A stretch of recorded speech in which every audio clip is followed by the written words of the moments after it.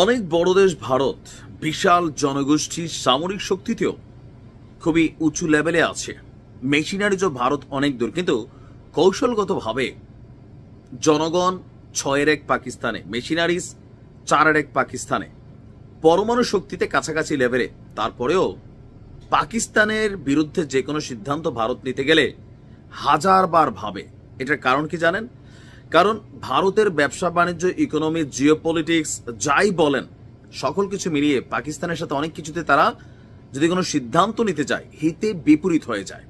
যেমন আমরা কথা বলছি যে গত 2 দিন যাবৎ এক দেশ অন্য দেশের বিরুদ্ধে যেই ব্যবস্থাগুলো নিচ্ছে, বিভিন্ন নিষেধাজ্ঞা, ভিসা নিষেধাজ্ঞা, তারপর কেউ বলছেন সিন্ধু নদীর পানি চুক্তি স্থগিত, আবার পাকিস্তান তাৎক্ষণিক অ্যাকশন হিসেবে তাদের যে আকাশ সীমা, ভারতের এমনকি ভারতমুখী অল কাইন্ড অফ যে এভিয়েশন খাতগুলাকে পাকিস্তানের আকাশে ঢুকতে না দেওয়ার যে সিদ্ধান্ত নিয়েছে, ভারতও নিয়েছে, এতে ক্ষতি কার বেশি হচ্ছে আসুন দেখি।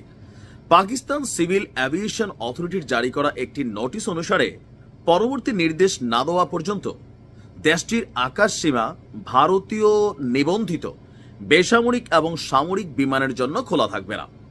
ভারতীয় সংস্থাগুলোর ভাড়া নেওয়া বিমানগুলোও পাকিস্তানের আকাশ সীমায় যেতে পারবে না।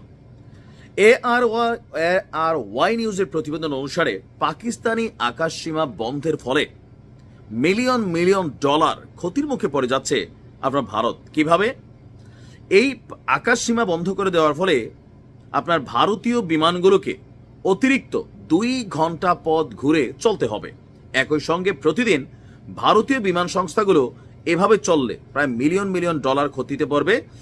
প্রতিদিন 100টিরও বেশি ভারতীয় বিমান পাকিস্তানের আকাশ সীমাতে প্রবেশ করে। এর মধ্যে রয়েছে air India express, Aditya jet, Indigo air এবং আকাশা এয়ার। এর আগে কয়েকদিনের জন্য আকাশ সীমা বন্ধ থাকার কারণে ভারতীয় সংস্থাগুলো 80 মিলিয়ন মার্কিন ডলার ক্ষতির সম্মুখীন হয়েছিল, আর এটি যাত্রীদেরও ভ্রমণ যে ব্যয় সেটাকে বাড়িয়ে দেয়। অপরদিকে রয়টার্স বলছে পাকিস্তান তাদের আকাশ সীমা বন্ধ করে দেওয়ার পর আপাতত ঝুঁকেঙ্গা নেহি সালা স্টাইলে কিন্তু ভারতও আছে। ভারতীয় বিমান সংস্থাগুলো আন্তর্জাতিক ফ্লাইটের রাস্তা পরিবর্তন করে উচ্চ জ্বালানি খরচ এবং দীর্ঘ ভ্রমণের সময় নিয়ে প্রস্তুতি নিচ্ছে, কিন্তু এই যে ঝুঁকবে না সেটাতে নিজেদেরই অর্থনৈতিক ক্ষতিটা কয়েক গুণ হয়ে যাবে। আর এতে সবচেয়ে বেশি ক্ষতিগ্রস্ত হবে নয়াদিল্লির বিমানবন্দর, যা বিশ্বের অন্যতম ব্যস্ততম একটা বিমানবন্দর। সেখান থেকে ইউরোপ এবং মধ্যপ্রাচ্যের গন্তব্যে যাওয়ার জন্য বিমানগুলো পাকিস্তানের আকাশ সীমা প্রতিদিন অতিক্রম করে। একজন ভারতীয় বিমান পরিবহন কর্মকর্তা রয়টার্সকে বলছেন, নয়াদিল্লি থেকে মধ্যপ্রাচ্যে এয়ার ইন্ডিয়ার ফ্লাইটে প্রায় 1 ঘন্টা সময় বেশি লাগবে। এর অর্থ হলো জ্বালানি বেশি এবং পণ্য সম্ভার কম। ফ্লাইট এওয়ারের তথ্য অনুসারে বৃহস্পতিবার ইন্ডিগোর একটি ফ্লাইট নয়াদিল্লি থেকে বাকু যেতে 5 ঘন্টা 43 মিনিট সময় নেয়।